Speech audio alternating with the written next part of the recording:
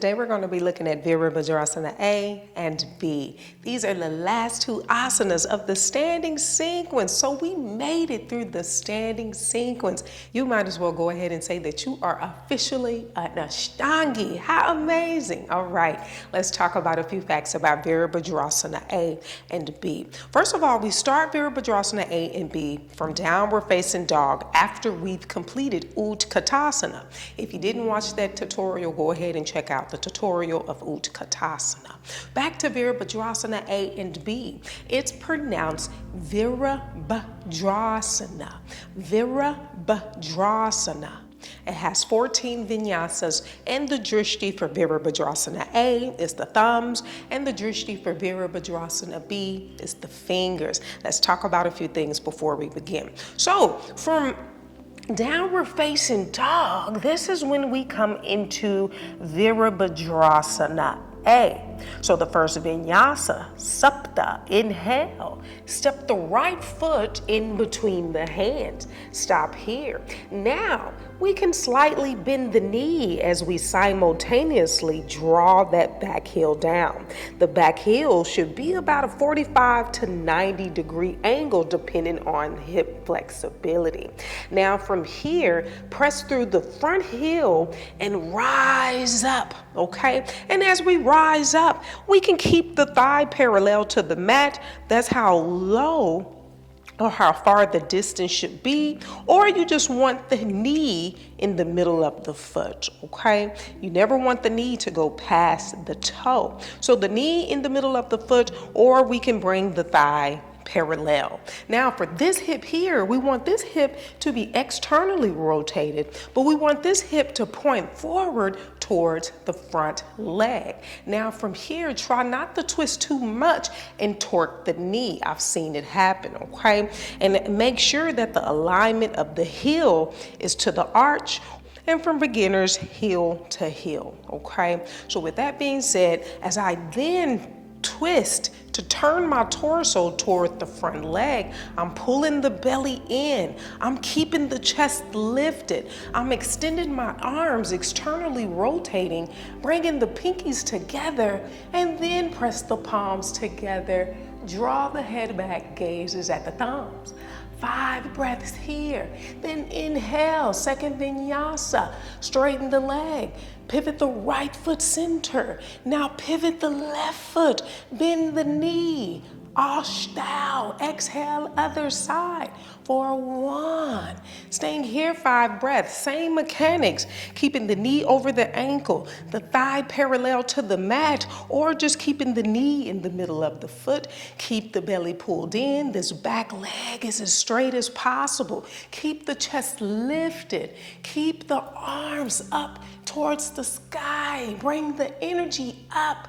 Gazes at the thumbs. Draw the head back. 5 breaths here. Now we're going into Virabhadrasana B. We open the arms, open the chest, open the hips. The same alignment is true for Virabhadrasana B. But this time the chest is open, the arms are extended, and we have the hips open. Now, what I like to do is if you look in the wall directly in front of you, or just look at me, your chest and your hips should be facing me. Now, with that said, extend the arms and then turn and gaze over the fingers. We stay here. Pull the belly in, tuck the tailbone or bring it into a neutral position. 5 breaths. Inhale, straighten the leg, pivot the left foot center, and then pivot the right foot. Bend the knee. Dasa Exhale, other side. 5 breaths here. Okay, everything is still in alignment. Also too, a lot of people like to allow the back arm to sag. Make sure that both arms are in alignment, okay? Now comes the transition. We have 2 options. We can either cartwheel the arms down, place the right hand on the outside of the right foot, and place the hand on the inside of the right foot, and then we come up to the ball of that foot in the back, and then step the right leg back, coming into high plank. So this is one of the transitions coming out of Virabhadrasana B. Another transition, we can pick up into handstand, okay? So if I'm here and cartwheel the arms down, plant the palms, rise up to that back ball of the foot. Now slide this foot back, maybe halfway, but still keeping the knee touching the chest.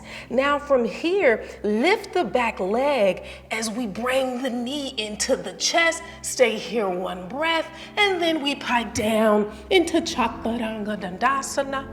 Inhale, upward facing. And exhale, downward facing dog, okay? And this is when we transition to the seated asanas. Now, one thing that I forgot to mention, whether we are in Virabhadrasana A or Virabhadrasana B, always remember to stack the bones, head over the heart and the shoulders over the pelvis, okay? Lots of times you see people here when they're doing their Virabhadrasana B, okay? So make sure that we stay in alignment, stack the bones, always remember, head over the heart over the hips, knee over ankles, okay? So let's go through the Vinyasa. So from downward facing dog, after we complete Utkatasana, Virabhadrasana A, Sapta Inhale, step the right foot in between the hands, bend that knee, draw the back heel down, rise up for 1, gazes at the thumbs, 2, keep squaring the chest, squaring the hips, 3, 4, and 5. Inhale, straighten the right leg. Pivot the right foot center. Now pivot the left foot. Bend the knee. Astau. Exhale, other side. For 1,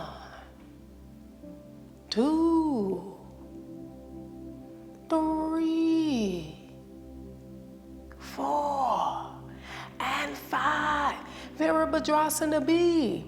Nava Inhale, open the arms, open the hips, open the chest, gazes at the fingers for 1, 2, pull the belly in, tuck the tailbone, 3, 4, and 5. Inhale, straighten the left leg, pivot the left foot center. Now pivot the right foot, bend the knee, Dasa. Exhale, other side for 1,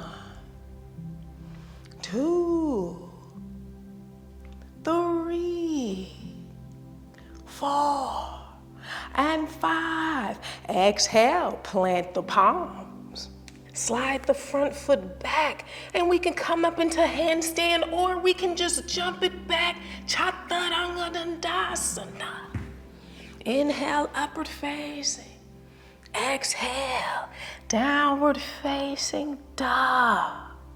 Beautiful. All right, I hope you all enjoyed that tutorial. Have you gotten Keno's book? We've already gone through the standing sequence, okay? So with that being said, meet me next week. We're going to talk about jump backs and jump throughs. I'll see you soon.